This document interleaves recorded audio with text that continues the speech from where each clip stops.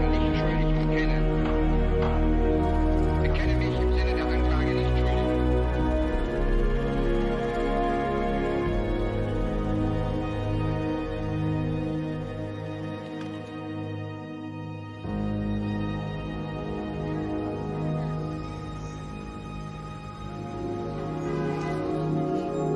Washington, 13 de julio de 1945. Querida Bárbara, a menos que haya un cambio de última hora, esta será mi última carta durante un tiempo. Finalmente se acerca la partida. Mi hermano Bud ha sido nombrado jefe de la misión. Está previsto que se reúna con nosotros pronto junto con Bob Parris y otro montador. Viajaremos a 10 ciudades alemanas en busca de películas y fotografías que puedan servir de prueba en el proceso de Nuremberg. Tendremos que hacer algunas incursiones en las zonas ocupadas francesas y británicas. A veces pienso que mi espalda no es lo bastante fuerte para cargar con esta misión. Nunca antes había tenido tantas responsabilidades. Hay tantas cosas que hacer y tan importantes que a veces eso me asusta.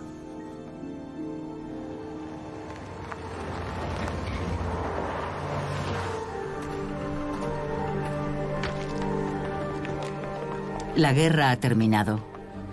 El mundo entra en una nueva era al ritmo de las discusiones entre los vencedores. Acordar un castigo que imponer a los criminales de guerra nazis es el objetivo de varias reuniones al más alto nivel, al final de las cuales se decide organizar un gran proceso en la misma Alemania, en la ciudad de Nuremberg. Las modalidades de este proceso sin precedentes que marcará un hito en la historia se discuten en Londres en junio de 1945. Al mismo tiempo, a miles de kilómetros de distancia en Estados Unidos, dos jóvenes soldados, dos hermanos, se preparan para vivir una aventura que les marcará de por vida. El más joven, Stuart Sulber, que escribe prácticamente todos los días a su esposa, solo tiene 23 años. Bud Sulber, su hermano de 31, es teniente de la Armada. Jóvenes idealistas son la imagen de este nuevo mundo nacido de los escombros de la Segunda Guerra Mundial. Ambos han aceptado una misión especial: encontrar y reunir los archivos de los crímenes nazis, películas y fotografías que servirán de pruebas contra los 24 altos cargos del régimen que serán juzgados a mediados de septiembre en el proceso de Nuremberg. El gran director de cine John Ford les confía personalmente esta misión.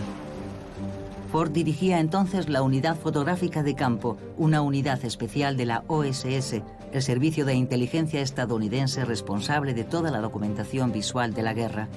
La mayor parte de sus hombres son reclutados entre los cineastas y técnicos de Hollywood, donde el apellido Sulber es célebre. El padre de Stuart y de Bud era uno de los directivos de la Paramount. Estamos a principios del verano de 1945. Eso les deja 3 meses. 3 meses para reunir las pruebas visuales del mayor crimen de todos los tiempos y poner así los cimientos de nuestra memoria colectiva de este periodo histórico. Aunque los documentos reunidos por los Sulber y presentados en el proceso de Nuremberg son hoy famosos, apenas queda rastro de su misión. Algunas cartas enviadas por Stuart a su joven esposa, Bárbara, algunas fotos conservadas por su hija Sandra Sulber, que se ha convertido en la guardiana de esta historia poco conocida. A lo largo de nuestra investigación hemos descubierto estas imágenes, las únicas que han sobrevivido de la misión Sulber. En el centro, Stuart, el menor de los dos hermanos. Sandra las ve por primera vez. Es un hallazgo extraordinario.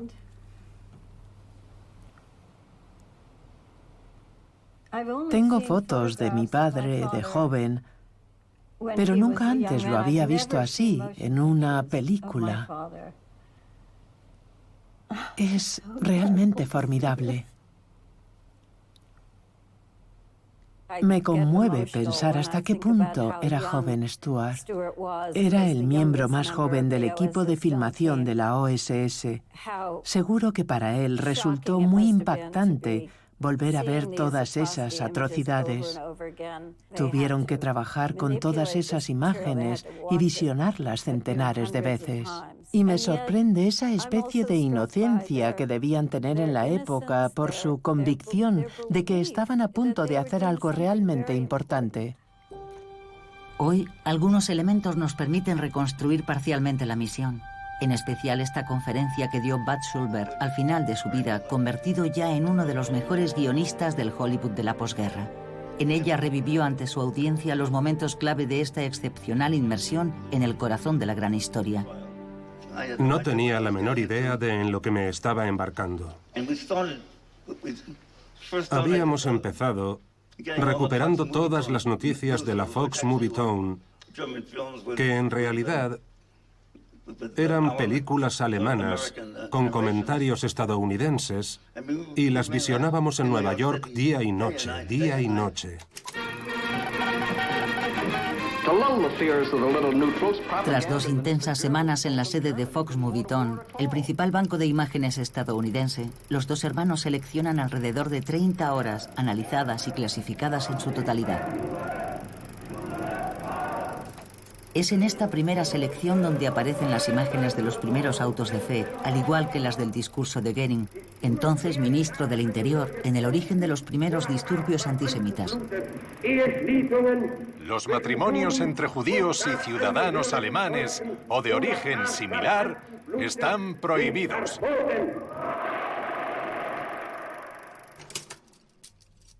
El proceso debía comenzar el 15 de septiembre. Y el general Bill Donovan, que era el jefe de la OSS, me dijo algo que para mí fue como una bomba. Me dijo, de hecho, no podrán utilizar nada de lo que han recuperado en Nueva York. Todas esas películas de la Fox Movietone no podrán ser utilizadas. Ellos han sido muy claros a este respecto. No podíamos utilizar nada que viniera de Estados Unidos. Los abogados de la defensa se opondrían. Alegarían que habíamos manipulado las películas.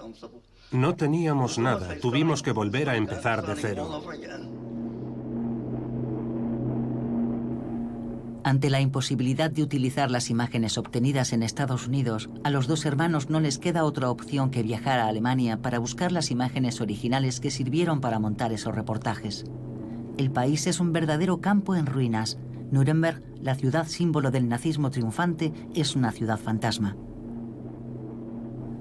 Pero el Palacio de Justicia, parcialmente dañado, sigue en pie. Los equipos estadounidenses trabajan sobre el terreno para que todo esté preparado a tiempo. El fiscal Robert Jackson toma el mando de las operaciones. Miembro de la Corte Suprema de Estados Unidos, es un hombre visionario que pretende que el juicio sea el acto fundacional de una justicia internacional aún por construir. Por primera vez, un tribunal se pronunciará sobre los delitos cometidos por un Estado soberano. Y por primera vez, un nuevo actor hace su aparición en la sala de un tribunal, una pantalla de cine. Normalmente, en una sala de audiencias anglosajona, los jueces se colocan al fondo de la sala, a la vista de todos, delante del público.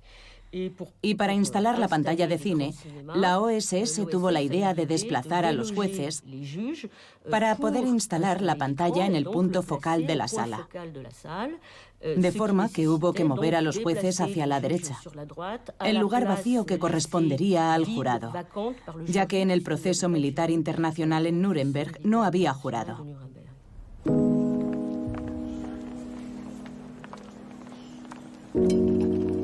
...16 de julio de 1945. Querida, te escribo desde Alemania. Resulta extraño estar aquí y caminar por estas ciudades nazis en ruinas. Todo está destruido, como si se hubieran desenterrado los cimientos de una ciudad antigua. Los niños corren y juegan en medio de las ruinas y nos piden chocolate. Los soldados alemanes con los que nos cruzamos, con sus petates y uniformes raídos, están exhaustos, sucios. Sentimos que evitan nuestra mirada. La gente aquí nos odia, de eso no hay duda. No va a ser fácil convertirlos a la democracia con buenas palabras. Para ellos, eso solo es propaganda estadounidense.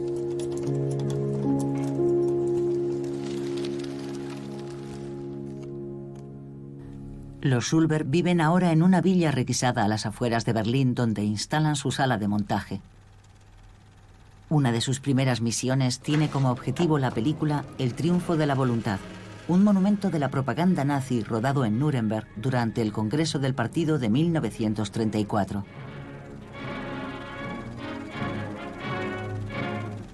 Los servicios de inteligencia ya conocían una copia estadounidense de la película.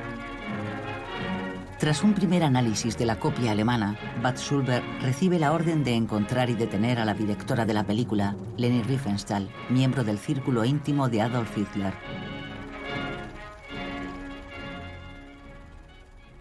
Las imágenes de los mítines del partido nos interesaban por dos razones. Primero, por lo que se decía en esas reuniones. Y después, por la presencia de ciertas personas, ya que su sola presencia en el acto los acusaba. Algunos nos decían que eran simples funcionarios, que no estaban afiliados al partido nazi, y los veíamos ahí con sus insignias, etc. Y Leni Riefenstahl nos ayudó a identificar a muchas personas.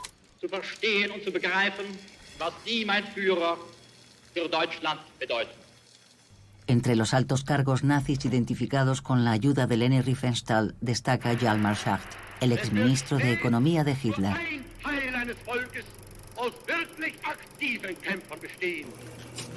Aunque dijo a los investigadores estadounidenses que él nunca había apoyado el nazismo, las imágenes de su presencia entre los dirigentes nazis demuestran lo contrario.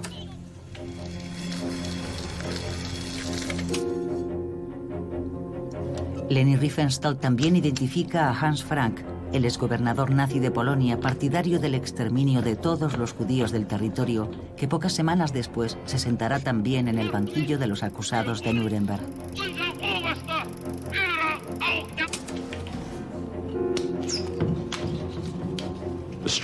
La estrategia de los fiscales en Nuremberg era conseguir condenar a los acusados basándose en sus propias declaraciones y en las grabaciones que ellos mismos habían hecho de sus actos criminales.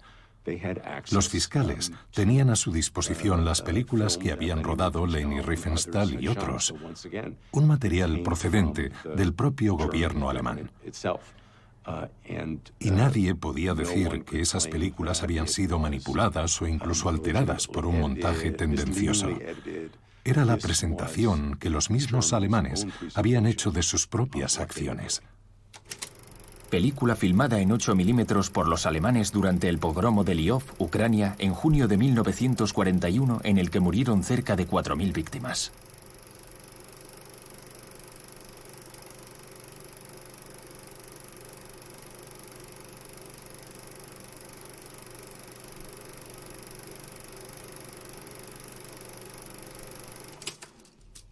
Los testimonios escritos no eran en absoluto suficientes para describir lo que sucedió. En una situación criminal corriente, vas por la calle, alguien te apunta con un arma en el pecho y te pide dinero. Todos podemos imaginarnos eso, pero nadie podía imaginarse realmente lo que había pasado durante el reinado del terror nazi, y en mi opinión, solo las imágenes son capaces de aproximarse a eso. Entre los kilómetros de horrores encontrados y visionados por el equipo de Schulberg están estas imágenes, rodadas por los propios alemanes en el gueto de Varsovia en 1942. No fue hasta la década de 1990 cuando nuevas investigaciones permitieron confirmar que se trataba de una película de propaganda nazi destinada a ilustrar la así denominada inferioridad de los judíos. En 1945, cuando los Schulberg descubrieron estas imágenes, su impacto fue terrible porque las víctimas eran muy reales.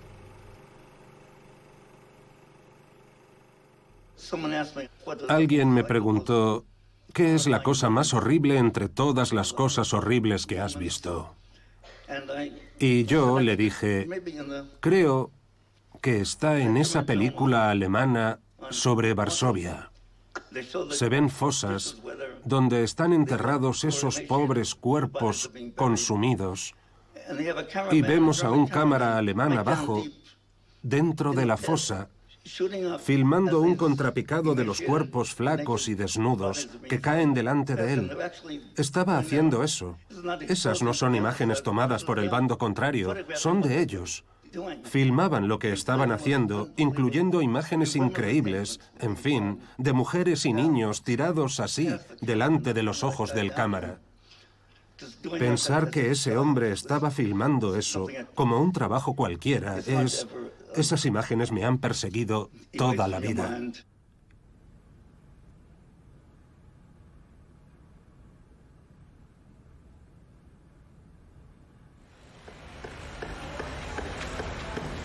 En el Palacio de Justicia de Nuremberg se aceleran los preparativos. La fecha de inicio del proceso, prevista para mediados de septiembre de 1945, se aproxima. Para reforzar sus acusaciones, el equipo del abogado Jackson presiona al equipo de Schulberg. Estábamos muy preocupados por el retraso. Teníamos muy poco tiempo. Yo fui a Nuremberg para hablar con el equipo jurídico de Jackson, para obtener detalles acerca de las acusaciones y saber exactamente cómo podían las evidencias fotográficas reforzar sus acusaciones. A partir de ese momento trabajamos en estrecha colaboración. Ellos estaban intentando construir el caso de la acusación en torno a la idea de conspiración, argumentando que los nazis y Hitler habían conspirado desde el principio, desde 1933, de forma que la acusación tenía diferentes etapas: crímenes contra la humanidad, contra la paz en el mundo, y yo con esa información salía a buscar nuevas películas.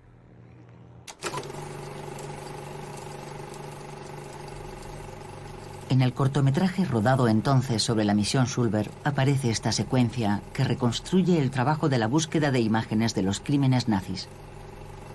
El montaje es algo burdo y las situaciones apenas parecen creíbles. Sin embargo, esta escena sucedió en realidad. Se encontraron algunas películas en estas circunstancias abandonadas durante la debacle del ejército alemán.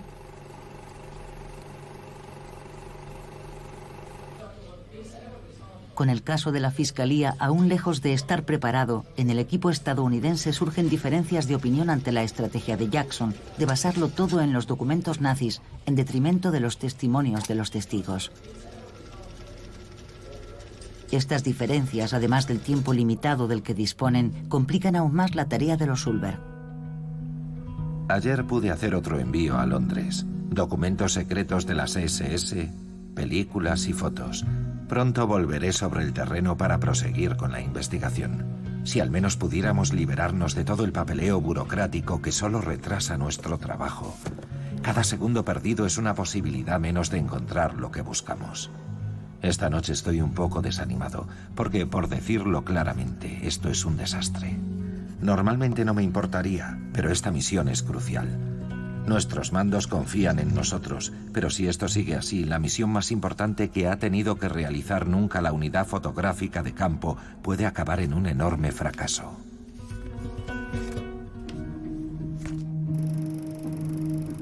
Aunque los Schulberg tienen serias dudas acerca del éxito de su misión, una imagen decisiva les da nuevas esperanzas. Esta toma de Heinrich Hoffmann, el fotógrafo personal de Hitler. Los Schulberg y su equipo de edición, este es Joe Sigman, lo descubren en una de las películas incautadas. Detienen a Hoffmann rápidamente junto con otros técnicos de cine del departamento de propaganda dirigido por Goebbels. Stuart Schulberg logra así hacerse con todo el archivo fotográfico de Heinrich Hoffmann, 12.000 negativos que envía inmediatamente a Londres para su análisis antes del juicio. Para intentar demostrar su buena fe, los prisioneros proporcionan información valiosa a los militares estadounidenses. Gracias a ellos, supimos que las SS tenían su propio servicio cinematográfico y que hacían lo que ellos llamaban informes, actas. Nosotros las llamaríamos imágenes de atrocidades, pero para ellos era un trabajo del que se sentían muy orgullosos. Matar a todos esos judíos, hacer todo eso, era, desde su punto de vista, purificar a Alemania y, en última instancia, a toda Europa. Decían que esas películas, que a menudo eran películas de 2 bobinas, se proyectaban en las casas de los jerarcas nazis, Goebbels, Himmler, Hitler y los demás. Y que las llamaban los postres porque las proyectaban como una especie de diversión después de la cena. Pensamos que teníamos que encontrar esas películas. Gracias al soplo de otro informante, Bud Schulberg descubre la existencia de un escondrijo secreto en el que los nazis habrían almacenado algunas de sus películas más comprometedoras. Según su informador, ese escondite se encuentra en el fondo de una mina de sal a 600 metros de profundidad. Esa mina aún existe hoy. Se encuentra en Grasleben, en la región de Magdeburgo. Recorrimos un largo túnel y al final de ese túnel descubrimos algo increíble. Kilómetros de películas quemándose. Había por todas partes, el equivalente a varios campos de fútbol. Lo habían quemado todo. Debía haber millones de metros de películas, todo convertido en humo, destruido. Las habíamos perdido. Lo que perdimos en ese incendio tenía un valor histórico incalculable. Cuando descubre la existencia de otro almacén secreto en Rudersdorf, cerca de Berlín, Bud corre hasta allí con la esperanza de hacerse con las películas intactas, pero es demasiado tarde. De nuevo, acaban de incendiar el almacén. Como mínimo, podemos decir que todos esos incendios que se produjeron en un espacio de tiempo muy corto fueron una coincidencia extraordinaria. Es probable que existiera una política de destrucción sistemática de las películas que podían ser utilizadas por la acusación.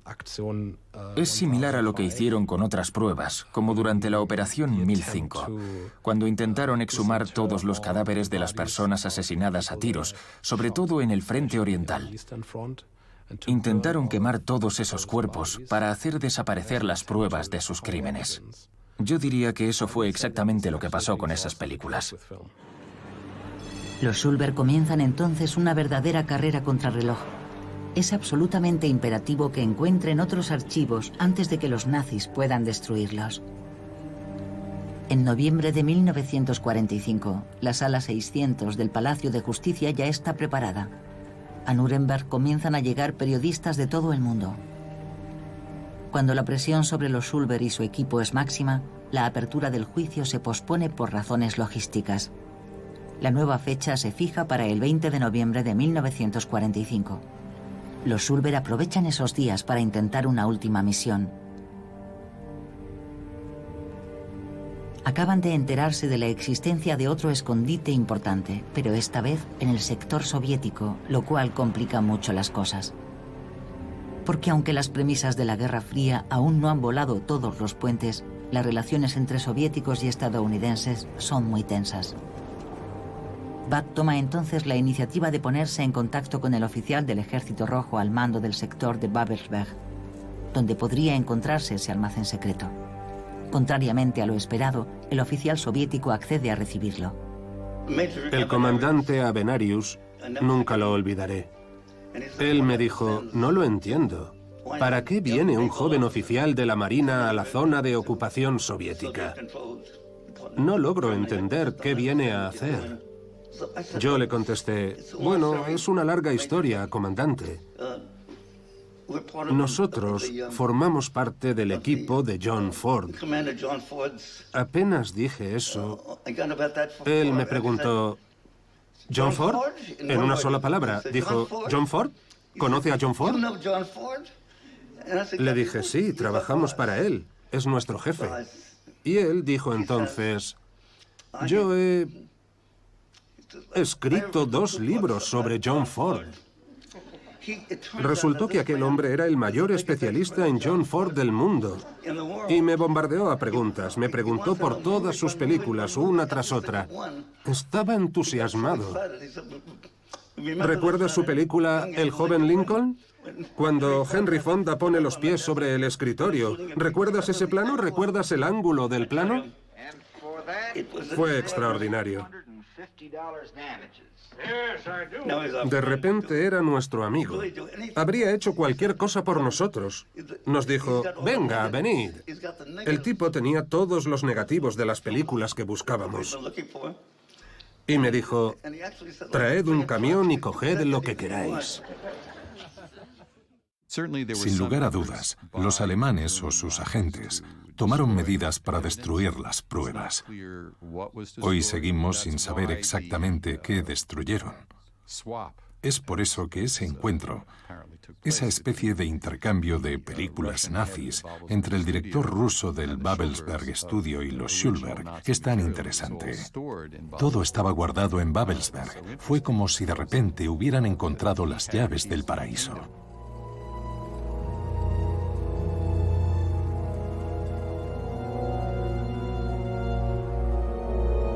En esta lista enviada por Bad Schulberg a sus superiores hay una serie de documentos que su nuevo amigo, el comandante Avenarius, había aceptado entregarle. Entre ellos, un discurso abrumador del ideólogo del régimen, Alfred Rosenberg, que será decisivo para su condena por el Tribunal de Nuremberg. Otras imágenes tendrán un valor inestimable para mostrar la política de terror ejercida por los nazis durante su conquista del poder, demostrando de manera determinante la acusación de conspiración y de premeditación contra los acusados de Nuremberg. Todos han sido trasladados ya a los sótanos del Palacio de Justicia, donde aguardan la apertura inminente del proceso.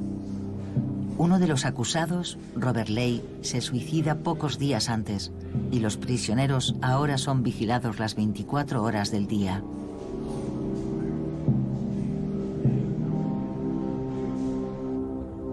Ayer vivimos otro gran momento. Rudolf Hess, uno de los acusados, fue conducido hasta nuestra sala de proyección para que visionara imágenes suyas y de otros altos cargos del régimen nazi, vociferando y gritando su propaganda. Hess finge tener amnesia, con la esperanza de poder escapar así de la justicia. Nos acompañaba el equipo de psiquiatras que lo había estado observando desde que llegó aquí. Todos esperaban acorralarlo buscando una señal, algo que les permitiese demostrar que estaba fingiendo. Pues bien, si estaba fingiendo fue un fracaso total. Hess lo hizo extraordinariamente bien, logrando que su amnesia resultara completamente creíble.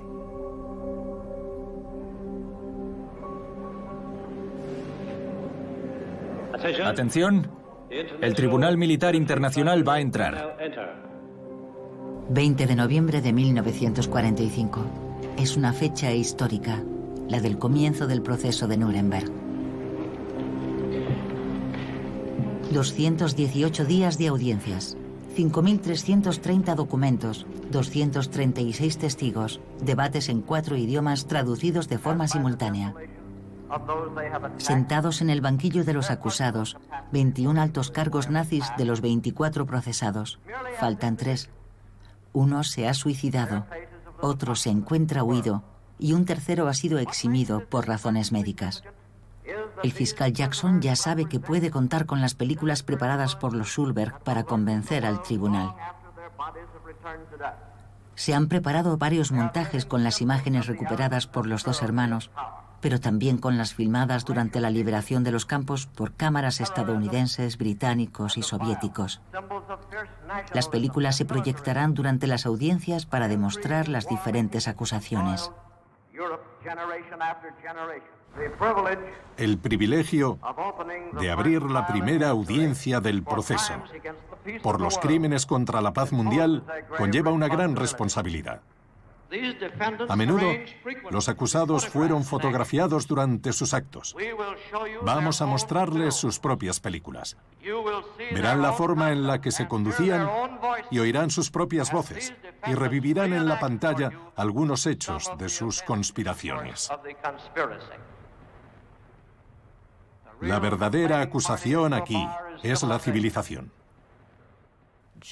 Jackson explicó que iba a mostrar las películas nazis precisamente porque los dignatarios, los acusados, habían tenido la vanidad de hacerse filmar a menudo, demostrando así, de forma muy precisa, que el tribunal iba a oír las palabras de los acusados y que verían revivir en la pantalla ciertos episodios del complot, del plan concertado. Así que se puede decir que el fiscal Jackson se imaginaba un poco las películas como una especie de reconstrucción judicial por pantalla interpuesta. El fiscal Jackson insiste en que el juicio debe filmarse. Tiene en mente una gran película universal que, reconstruyendo las principales etapas de un juicio que él quiere que sea ejemplar, actúe sobre las futuras generaciones como un verdadero antídoto contra el fascismo y la injusticia. Jackson obviamente se dirige a Bud Schulberg para que sea el realizador, pero Bud, impaciente por volver a sus proyectos personales de escritura, tiene la intención de volver a Nueva York. Será su hermano menor, Stuart, quien se volcará entonces en esa tarea: dirigir la primera gran película sobre el proceso, una película que será la matriz de todas las que la sucedan en la historia. La tarea no va a resultar sencilla. Las cámaras y las grabadoras de sonido de la época son aparatos voluminosos y ruidosos, y varios jueces consideran que su presencia podría comprometer la serenidad de los debates. En consecuencia, los equipos deberán permanecer la mayor parte del tiempo aislados detrás de paredes acristaladas en lugares especialmente acondicionados para ellos. Básicamente eran tres. La caja de cristal, que se encontraba a la izquierda de los jueces y que permitía registrar el sonido de manera sincrónica con la imagen.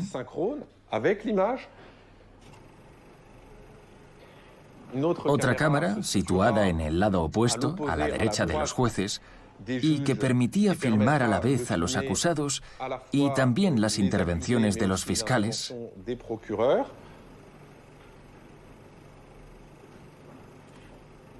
Y por último, había una tercera cámara en la sala de los radiooperadores que permitía grabar imagen y sonido.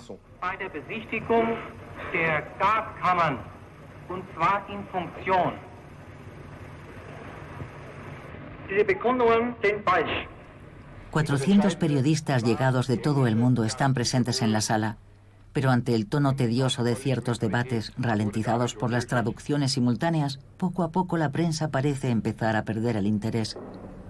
El fiscal Jackson decide entonces adelantar unos días la fecha prevista inicialmente para proyectar la primera película sobre las atrocidades nazis. Stuart Schulberg hace las últimas pruebas de iluminación. Para Jackson es crucial poder filmar la reacción de los acusados ante las imágenes de sus crímenes.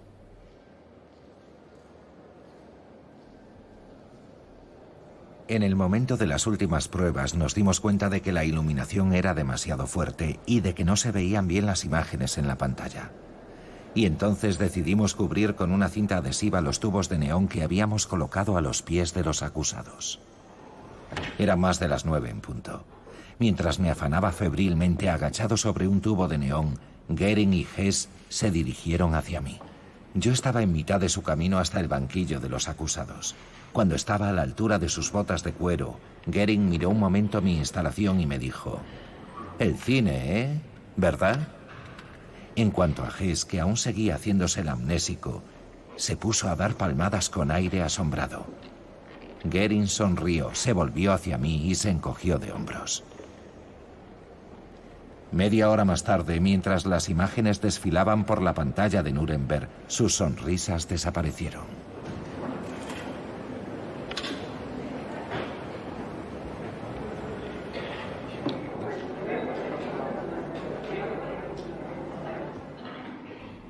Si el tribunal está de acuerdo, procederemos a proyectar la película. La primera película preparada por el equipo de Schulberg se proyecta el 29 de noviembre de 1945. Es un montaje de 1 hora realizado con las imágenes filmadas por los aliados durante la liberación de los campos de concentración. Los campos de concentración nazis. Estas son las ubicaciones de los campos de detención y concentración más grandes en Alemania y en la Europa ocupada por los nazis. Este reportaje, que muestra un grupo representativo de esos campos, muestra las condiciones generales que allí reinaban.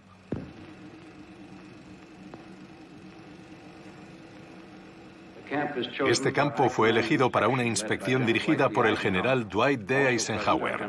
También estaban presentes los generales Omar Bradley y George S. Patton. La 4ª División Blindada del Tercer Ejército del general liberó este campo a principios de abril.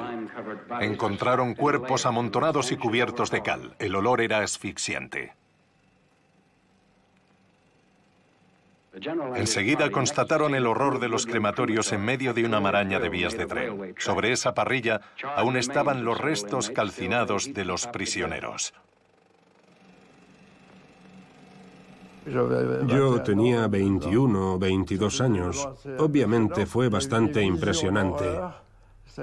Las imágenes del horror. Eso fue al principio del juicio. Aquello provocó una conmoción considerable incluso entre los acusados, que ya no podían decir que eso nunca había pasado. Las imágenes de los cadáveres arrastrados por excavadoras, etc., eran abominables. Provocó una gran conmoción Causaron un auténtico shock. Incluso entre los acusados que decían, no lo sabíamos. Tuvieron que enfrentarse a aquel horror. Fue un buen movimiento por parte de Jackson mostrar aquellas imágenes horribles al inicio del juicio.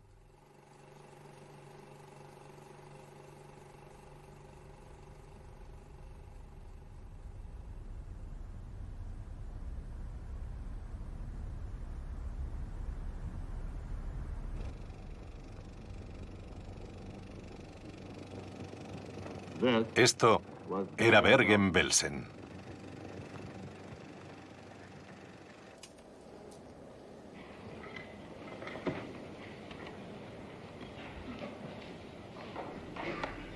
Cuando las luces se encendieron, como toda la sala, yo miré a los 21 acusados. Keitel se secaba las lágrimas. Ribbentrop, el elegante diplomático que tenía respuestas para todo, se miraba los pies y asentía lentamente con la cabeza. Reder y Donitz, los 2 oficiales superiores, miraban inexpresivos al vacío. Rosenberg apoyaba la cabeza sobre la mesa delante de él. E incluso Goering, que hasta entonces había estado riéndose y lanzando guiños y sonrisas a sus colegas, parecía aturdido por fin, con la mandíbula caída. Pero la reacción más sorprendente fue la de Hans Frank, procesado por el asesinato de 5 millones de polacos. Mientras todos los acusados regresaban uno a uno a sus celdas, él permaneció inmóvil, sentado, hasta que un guardia vino para literalmente llevárselo a su celda.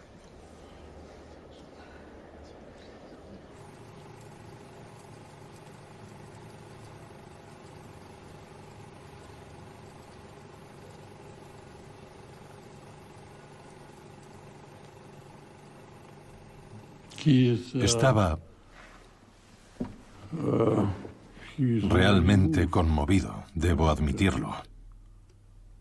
A punto de llorar.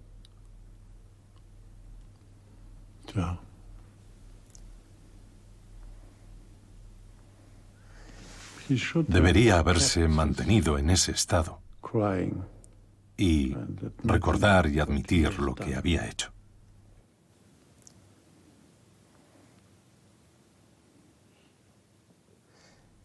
¿Cree que nunca habían visto esas imágenes?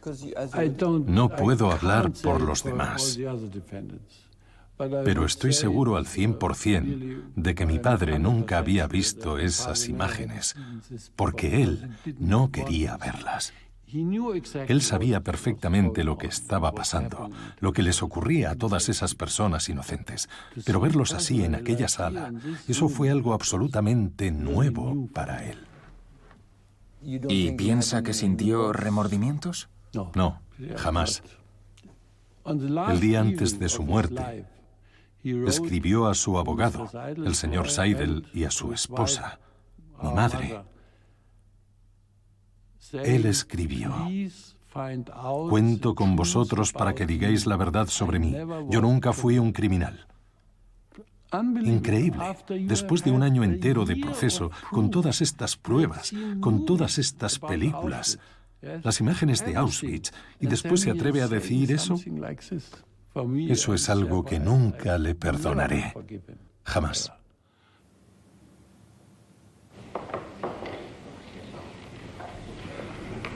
El día después de la proyección se produce un primer giro inesperado. Rudolf Hess, que hasta entonces se había refugiado en su personaje amnésico, de repente pide autorización para leer una declaración. Señor presidente, a partir de ahora, mi memoria vuelve a estar disponible para el mundo exterior.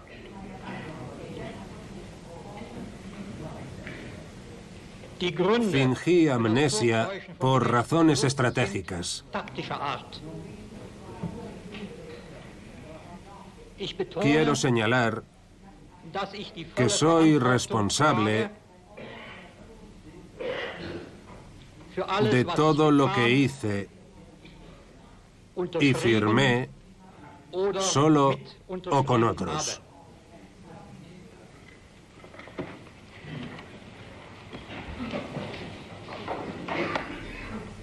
Pocos días después, el 11 de diciembre de 1945, la acusación presenta ante el tribunal la segunda película preparada por el equipo de Schulberg. Acaban de terminar de montarla. Con una duración de 3 horas y 15 minutos, el plan nazi fue elaborado a partir de documentos encontrados durante la misión de los dos hermanos. Esta película es esencial para demostrar la acusación de la guerra premeditada y de las atrocidades cometidas por los nazis. Más que ninguna otra película, el plan nazi ha forjado la memoria colectiva de aquel periodo.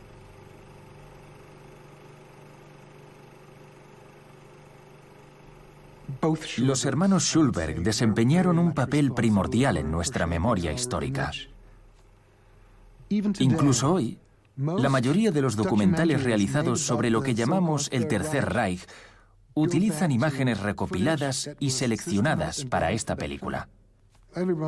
Todo el mundo recurre a esta misma fuente de imágenes. Por lo tanto, el trabajo que ellos hicieron en aquella época tuvo implicaciones muy importantes a largo plazo. Siguiendo la cronología cuidadosamente reconstruida por el plan nazi, los debates prosiguen. Son semanas, meses de interrogatorios y contrainterrogatorios. Los estadounidenses quieren mostrarle al mundo que a pesar de la enormidad del crimen, la justicia debe ser imparcial. Ese es el objetivo principal de la película sobre el proceso, confiado al menor de los hermanos Schulberg. Pero para cumplir esta nueva misión tiene que enfrentarse a infinidad de obstáculos. Los jueces tomaron la decisión de permitir que se filmara el juicio, pero solo durante 35 horas. Y eso para un proceso que duró casi un año. De hecho, disponemos de unas 38 o 39 horas, porque algunas fases del juicio fueron filmadas por varias cámaras desde posiciones distintas. Y fue con ese material con el que Stuart Schulberg tuvo que arreglárselas para hacer su película. Las cámaras que estaban en la sala eran cámaras del Ejército de Estados Unidos. Estaba previsto usar a los cámaras de la OSS, pero esta había sido desmantelada, de forma que todos los cámaras destinados allí pertenecían al Cuerpo de Señales, una unidad especializada en telecomunicaciones. Pero no hablaban ni una palabra de alemán. Y eso era un problema añadido. No entendían lo que estaba pasando, así que a veces filmaban y a veces no. A veces captaban algo importante y otras apagaban la cámara demasiado pronto. El resultado fue que el material con el que tuvo que trabajar Stuart Schulberg era de muy mala calidad. Pero Stuart Schulberg encuentra la solución. Todos los debates se grababan en discos de cera y con la ayuda de sus dos editores, Robert Parrish y Joe Sigman, Stuart emprende un trabajo colosal. Intenta aprovechar al máximo las pocas imágenes de las que dispone y jugar con las voces en off, es decir, montar el sonido con los planos de escucha de unos y de otros. De nuevo quiero insistir en que yo no sabía nada de las operaciones militares. Y si sabía algo era insignificante. Pero mientras Stuart Schulberg batalla en la sala de montaje, Los soviéticos, que también pretenden que el juicio forme parte de su relato nacional, dirigen su propio proyecto confiado al cámara y director Roman Karmen. La Sala de Justicia de Nuremberg se convierte en el lugar donde los dos aliados se posicionan frente a la historia, cada cual intentando presentarse como el gran vencedor del nazismo. En su combate por la primacía en la narración histórica, las imágenes van a jugar un papel primordial. Los soviéticos consiguen autorización para un día especial de rodaje fuera del juicio, en el que filman a los acusados instalándose en sus sitios como si fuera un día corriente de juicio. El director soviético Roman Karmen tiene un lugar privilegiado, lo que le permite asegurarse una serie de primeros planos que los estadounidenses nunca han podido filmar.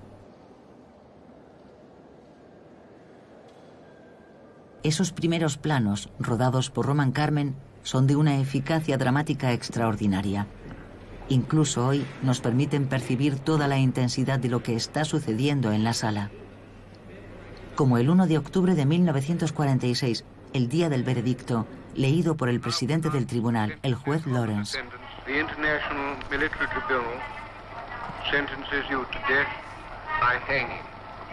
12 sentencias de muerte, 3 cadenas perpetuas, otras 4 de 10 a 20 años, 3 absoluciones.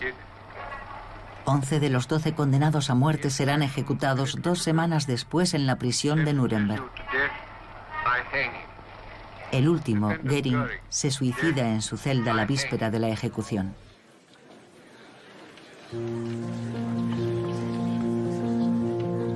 Stuart Schulberg tardó casi 1 año y medio en rodar su película dedicada al proceso. Las diferencias entre las autoridades estadounidenses sobre los objetivos de la película retrasaron considerablemente su trabajo.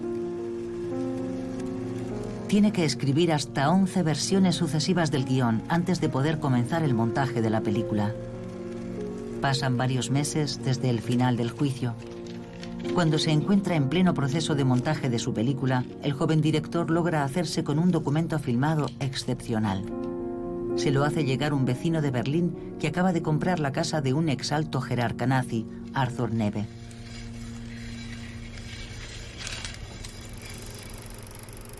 La película, que recoge uno de los primeros intentos de gasear a seres humanos, fue probablemente filmada por el propio Arthur Neve en 1941. Las víctimas son pacientes de un manicomio de la región de Mogilov, en Bielorrusia.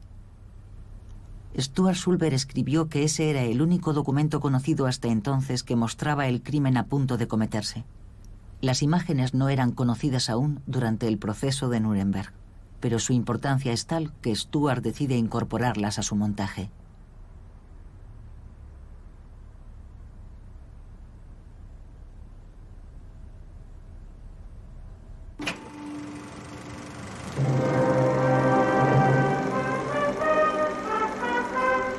Principios de 1947. Mientras Stuart Schulberg aún está lejos de haber terminado su película, El juicio de los pueblos, dirigida por Roman Karmen, ya está lista. Los soviéticos incluso se permiten el lujo de organizar su estreno en el centro de Nueva York, en Times Square. Los rojos derrotan a los yanquis. La prensa estadounidense ironiza sobre el retraso en la producción de la película americana. Un retraso provocado por las rivalidades entre Washington y las autoridades militares estadounidenses en Berlín. Una de las grandes batallas era saber si se trataba de una película destinada al público alemán o a un público internacional. Para el personal destinado en Berlín, integrado en el gobierno militar, la prioridad era que la película sirviera como una herramienta de desnazificación que sirviera para reeducar al pueblo alemán. Ellos querían mostrar la diferencia entre la justicia nazi y la justicia aliada. Por su parte, Stuart Schulberg pensaba que no estaban haciendo solo una película para Alemania y que el proceso de Nuremberg era un hecho sin precedentes en la historia de la civilización, cuyas enseñanzas concernían al mundo entero y no solo a los alemanes. Navegando como pudo entre esas dos órdenes contradictorias, Stuart Schulberg termina por fin su película a comienzos de 1948, un año después de la de Roman Karmen.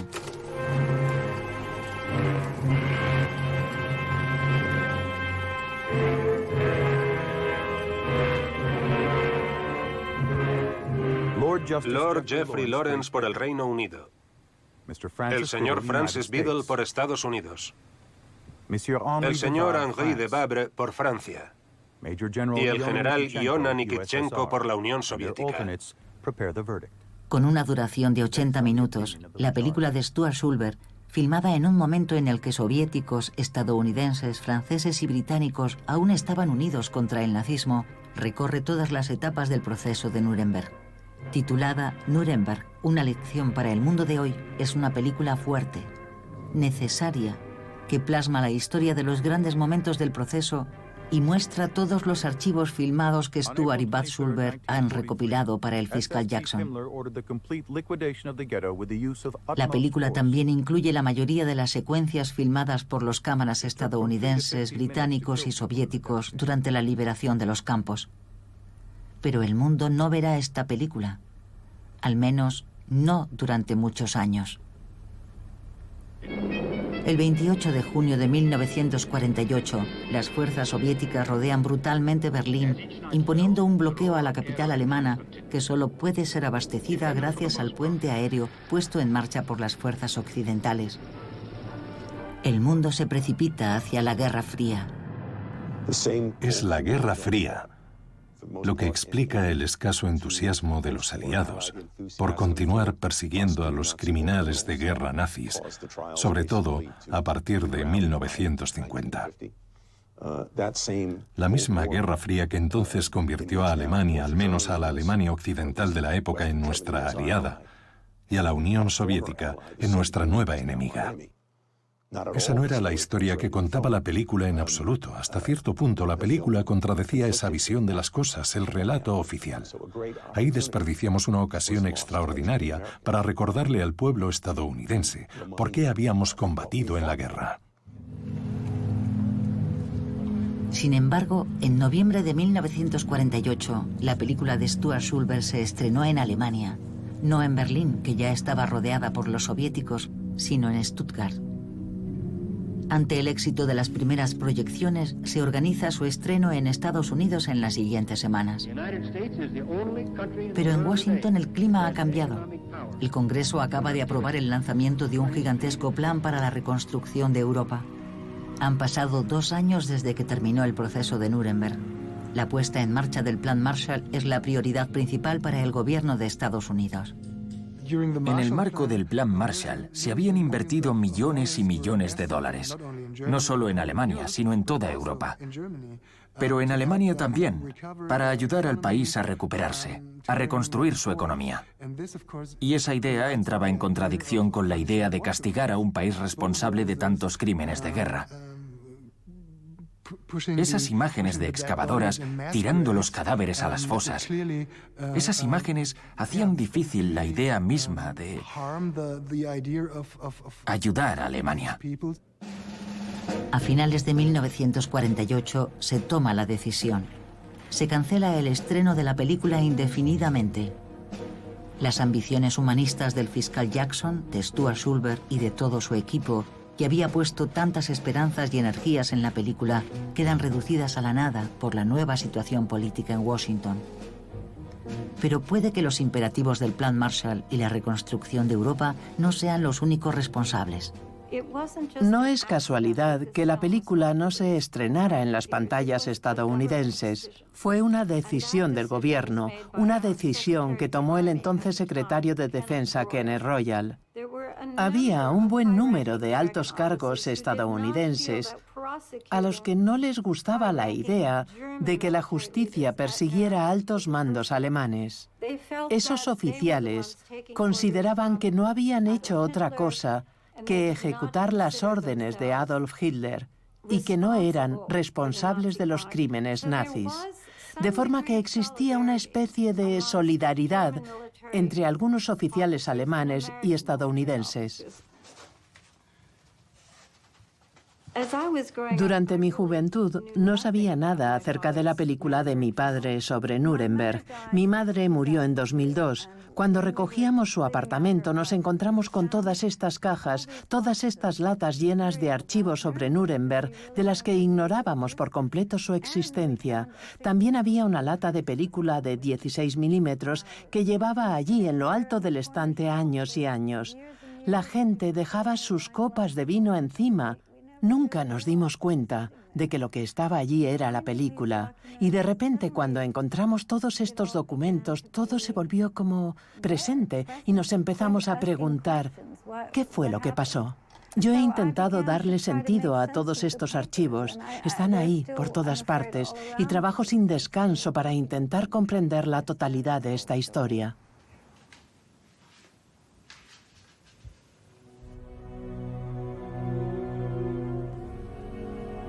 Durante casi 10 años, Sandra Schulberg ha realizado un trabajo colosal para restaurar la película de su padre. Tuvo que encontrar las bobinas, restaurar la imagen, que se había deteriorado bastante con el tiempo, así como el sonido, parte del cual se había perdido. Hoy la película está disponible en 13 idiomas y Sandra viaja por el mundo para proyectarla de nuevo. Gracias a ella, el trabajo de su padre ha podido por fin retomar su camino. Y su título, Nuremberg, una lección para el mundo de hoy, todo su significado.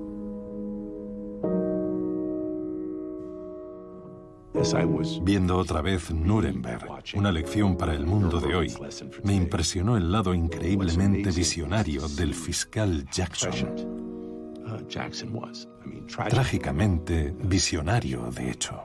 Esto fue lo que dijo. Este juicio es de una importancia capital. Es necesario entender que los acusados encarnan fuerzas siniestras que nos perseguirán aún durante mucho tiempo, mucho después de que sus cuerpos se hayan convertido en polvo. Ellos simbolizan las fuerzas del odio racial, el terrorismo, la violencia, la arrogancia y la crueldad del poder. Son los símbolos vivientes de la manipulación, del nacionalismo y del espíritu guerrero más feroz. Estos son exactamente los problemas a los que el mundo se enfrenta hoy. El mundo no ha cambiado tanto como esperaban los grandes visionarios que inspiraron el proceso de Nuremberg. Y esa fue la razón por la que hicieron esta película. Querían asegurarse de que el mundo no olvidara y que aprendiera la lección. Lamentablemente, aún nos queda mucho trabajo por hacer.